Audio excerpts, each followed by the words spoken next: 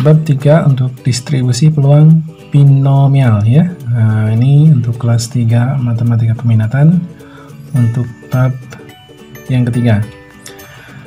Kemudian pendahuluan. Nah, ini saya tulis bla bla bla. Ini saya berikan pendahuluan dulu saja ya.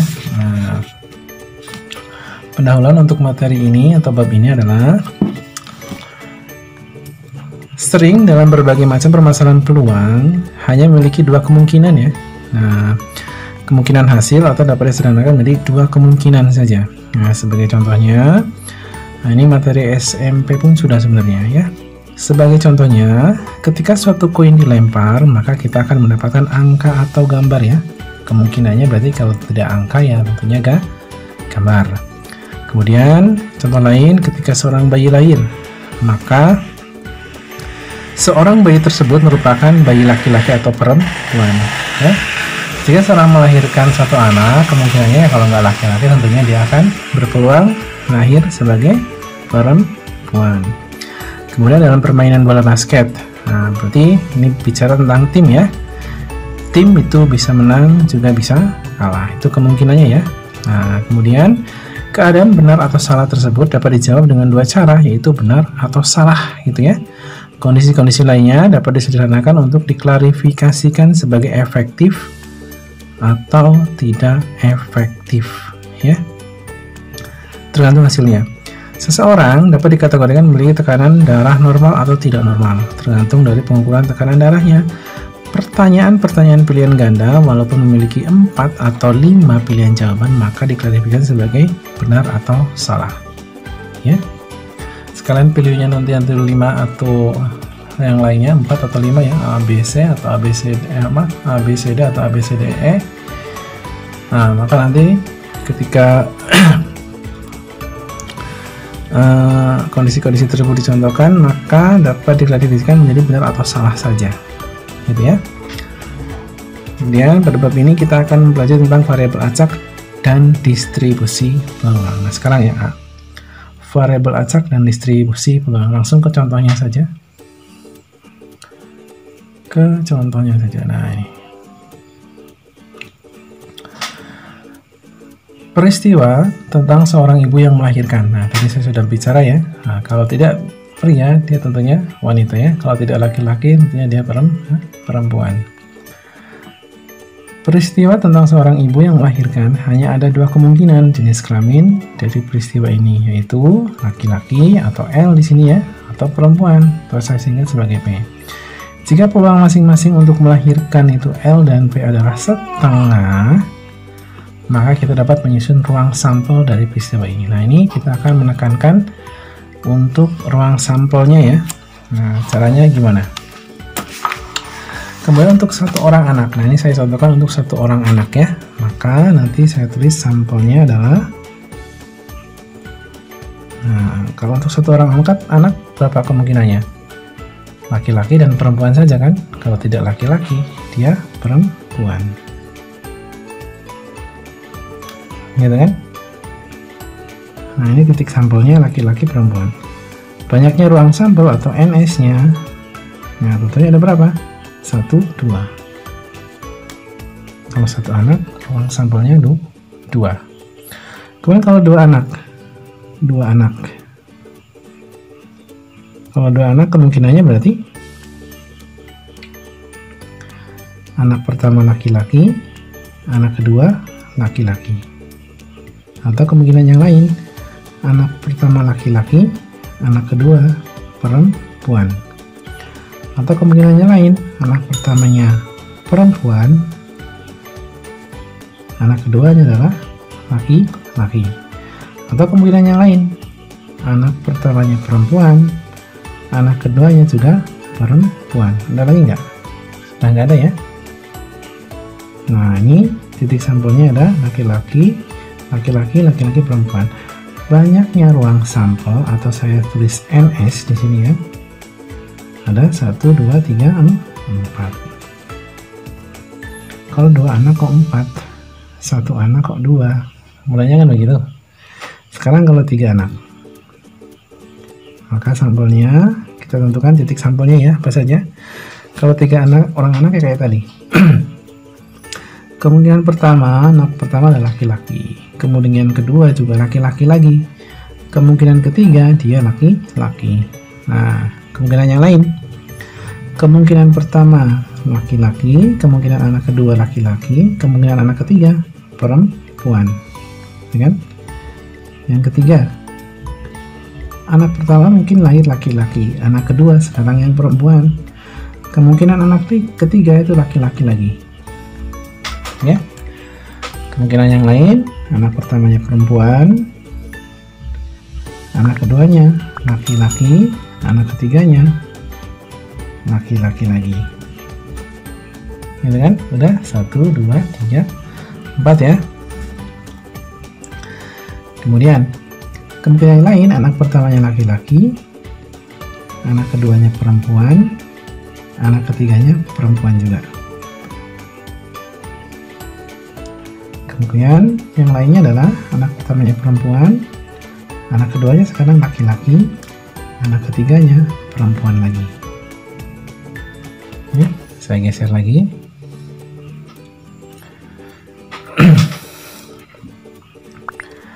Kemungkinan yang lain berarti anak pertamanya perempuan, anak keduanya perempuan lagi, anak ketiganya baru laki-laki. Kemungkinan yang lain, anak pertama perempuan, anak kedua perempuan, anak ketiga perempuan. Sudah kan ya ada? Nah, laki-laki semua sudah kemungkinannya ditulis, sampai perempuan semua sudah ditulis juga. Ada berapa? 1, 2, 3, 4, 5, 6, 7, 8. Maka nanti ini ruang sampelnya atau NS-nya ada 8.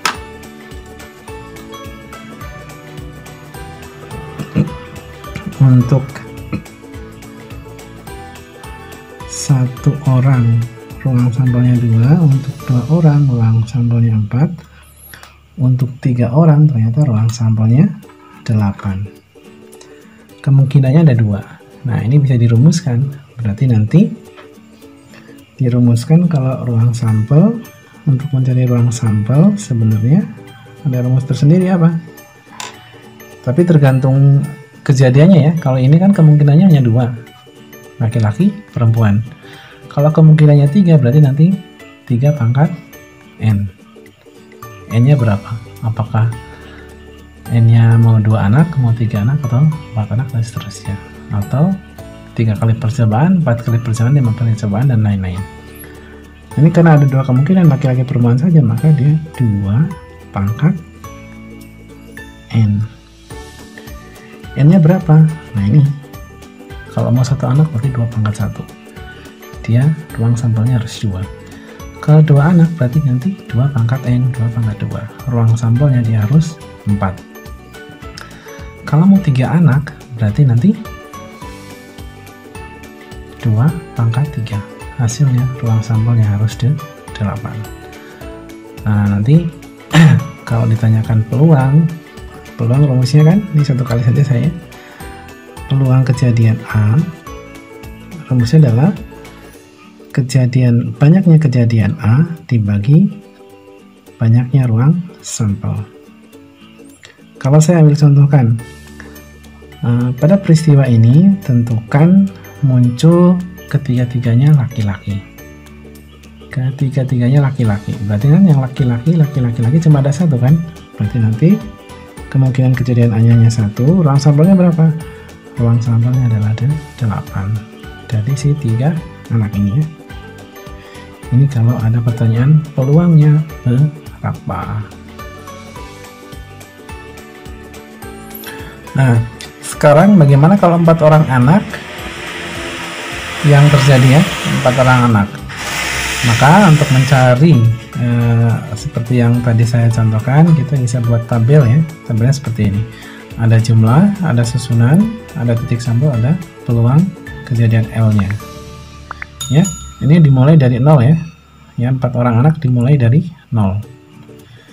4, berarti kalau 5 orang anak berarti nanti ada 1, 2, 3, 4, 5, 6. Kalau 4 berarti ada 1, 2, 3, 4, 5. Ada 5 baris ya. Dimulai dari 0. Nah sekarang untuk jumlah yang pertama dulu, yang 0 dulu ya. 0 dulu. Maka susunannya nanti kalau saya pinginnya perempuan dulu, ya berarti tinggal kemungkinannya adalah perempuan, perempuan, perempuan, perempuan. Keempat-empatnya perempuan. Ini titik sampelnya adalah perempuan, perempuan, perempuan. Maka ruang sampelnya ada berapa? Cuma ada 1 kalau keempat-empatnya perempuan. Kan itu ya. Nah, ini bukan titik sampel, tapi ini juga boleh dikatakan sebagai ruang sampel ya. Ruang sampelnya ada 1. Titik sampelnya adalah perempuan, perempuan, perempuan, perempuan. Kemungkinan yang kedua, ketika perempuannya itu 3 dari 4 orang anak ini, ya. Berarti kemungkinannya adalah yang pertama laki-laki, perempuan, perempuan, perempuan. Yang pertama kan 4, yang kedua maunya 3 perempuannya. Kemudian yang kedua adalah perempuan, laki-laki, perempuan, perempuan. Perempuannya masih 3. Kemungkinan yang ketiga perempuan, perempuan, laki-laki, perempuan.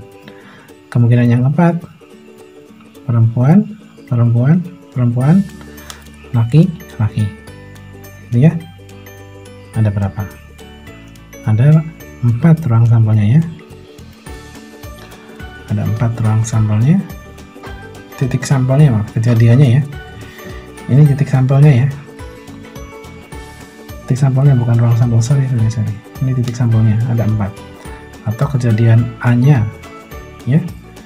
Kejadian P semua 1. Kejadian 3 perempuan 1 laki-laki ada 4. Mungkin yang kedua. Kalau yang pertama kalau 3 4-4-nya perempuan, yang kedua perempuannya 3 laki-laki 1, kemungkinan yang kedua juga ini ya. Tadi yang ketiga perempuannya 2, laki-lakinya 2, atau laki-laki 2, perempuan 2 ya. Ini bisa saya tulis sebagai laki-laki, laki-laki, perempuan, perempuan. Anak pertama laki-laki, anak kedua laki-laki, 3 perempuan, 4 perempuan. Kemungkinan yang lain laki-laki, perempuan, laki-laki, perempuan. Kemungkinan yang lain laki-laki, perempuan, perempuan, laki-laki. Kemungkinan yang lain perempuan, laki-laki, laki-laki, perempuan. Kemungkinan yang lain perempuan, laki-laki, perempuan, laki-laki. Balikannya ini ya. Kemungkinan yang lain perempuan yang pertama, perempuan yang kedua, laki-laki yang ketiga, laki-laki yang keempat. Ada berapa titik sampelnya ini? 1, 2, 3, 4, 5, 4. 5, 4. 1, 2, 3, 4, 5, 6. 6 ya. Ini ada 6 untuk kejadian laki-laki 2, perempuan 2. Kemudian yang ketiga. Tadi 4-4-nya perempuan, 3-3 perempuan, 2 laki-laki 2 perempuan. Sekarang laki-lakinya 3, perempuannya 1. Nah ya, perempuannya 2 kan sekarang perempuannya 1. Laki-lakinya 3 berarti laki-laki, laki-laki, laki-laki, kemudian perempuan. Yang lain berarti laki-laki, laki-laki, perempuan, laki-laki. Laki-laki, perempuan, laki-laki, laki-laki. Kemudian kemungkinan terakhir perempuan, laki-laki, laki-laki, laki-laki.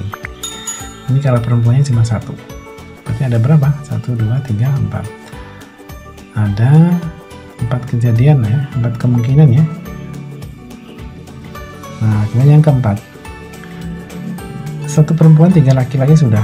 Berarti sekarang kalau laki-laki semua, 4-4-nya harus laki-laki. Cuma ada 1 kan? Karena ada 4 orang anak. Sudah, anak pertama laki-laki, kedua laki-laki, ketiga laki-laki, keempat laki-laki. Hanya ada 1. Nah, sekarang peluang kejadian L-nya. Peluang kejadian L-nya. Yang perempuan semua cuma ada 1, berarti 1 per NS-nya.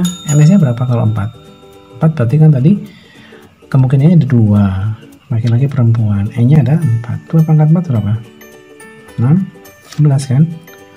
Oh, berarti peluang untuk perempuan keempat-empatnya adalah 1 per 16. Atau kalau saya bagi untuk menjadi bidesimal ini 0,0625. 4 berarti tentunya 4 per 16 karena ruang sampelnya adalah 16. Ini kalau saya buat desimal berarti 0,25. 6 berarti 6 per 16. Kalau saya buat desimal berarti 0,375. 4 ya per 16 lagi sama kayak ini 0,25. dan satunya per 16 berarti 0,0625. Nah ini peluang ini kalau dijumlahkan dalam satu kejadian ini ya, ini masing-masing peluang kalau dijumlahkan dia harus ketemu 1. Lantangnya berarti dia harus 1 ya, tidak boleh kurang, tidak boleh lebih. Nah kemudian jika tabel disusun kembali dalam notasi variabel acak, maka akan diperoleh tabel yang memperlihatkan peluang variabel X sebagai berikut. Nah ini tinggal disederhanakan saja. Maka untuk X-nya 0, 1, 2, 3, 4, untuk peluangnya PX-nya ya, seperti ini. Boleh nulis ini, boleh nulis ini, tapi biasanya ini yang ditulis 0,0625, yang kedua 0,25, 0,375, 0,25, 0,0625. Nah ini kalau dijumlahkan dia harus 1,00 gitu ya. Nah sebuah distribusi peluang ini dikatakan sudah terbentuk jika semua peluang dari setiap variabel acak berjumlah 1. Nah ini dari variabel acak ini harus berjumlah 1. Dengan terbentuknya distribusi peluang seperti tabel di atas, maka notasi baru untuk penulisan peluang kini dapat dituliskan menjadi untuk P, ini yang pertama ya, untuk P X sama dengan 0, maka dia hasilnya adalah 0,0625. Kalau misalkan saya contohkan yang ini, berarti untuk P X sama dengan 3, maka dia hasilnya adalah 0,25 dan seterusnya ya. Begitu. Nah kemudian untuk latihannya, ini untuk latihannya, buatlah tabel yang memperlihatkan distribusi peluang X dari percobaan pelemparan 3 mata uang logam. Boleh dimulai dari pelemparan 1 uang logam, kemudian 2 uang logam, kemudian 3 uang logam. Silakan. Nanti dibuat tabel seperti yang Bapak sudah ajarkan tadi ya. Jangan lupa nanti minggu depan dikumpulkan, hari Senin depan ya, dikumpulkan di kertas selembar saja ya Bapak. Itu untuk bukti pembelajaran kalian ke Bapak dan untuk penilaian Bapak. Terima kasih, saya akhiri di rumah saja. Terima kasih.